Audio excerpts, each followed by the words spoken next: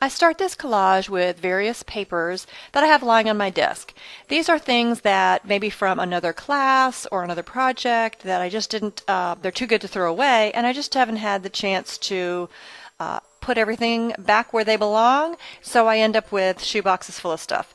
So I've got some paper scraps, I've got some painted watercolor paper, a stamped image, that one's on vellum, it kind of doesn't want to stick.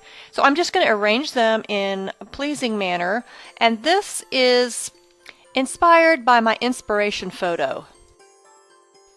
You'll see that I've used lines and shapes, whether they be rectangles, squares, circles. I love circles. So I'm taking the same types of shapes that were originally on the inspiration photo and using those for a similar, not exact, kind of collage.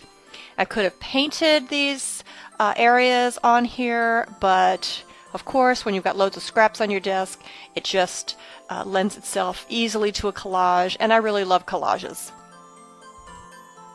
Now, when you're inspired by something, you might just take the feeling from that photo or item.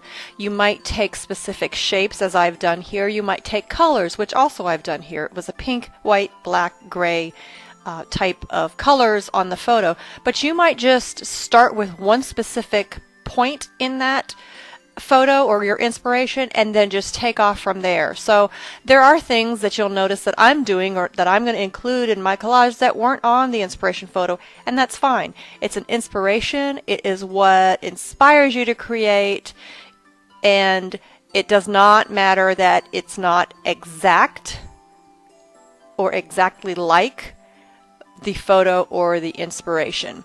So here's where we are so far. Lots of really pretty things on my collage.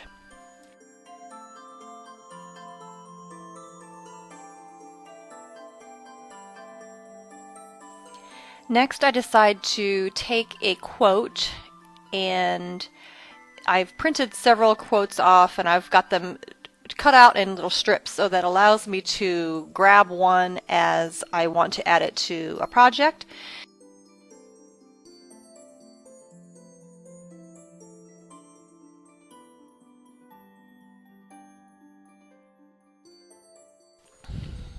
And it says, do something today that your future self will thank you for.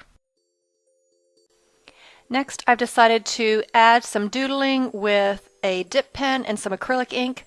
I was turned on to a dip pen by one of my artsy friends, and I was dying to purchase one for the longest time. And so I finally did, and I love it. It seems to write on most any surface, and that's what I really like about it.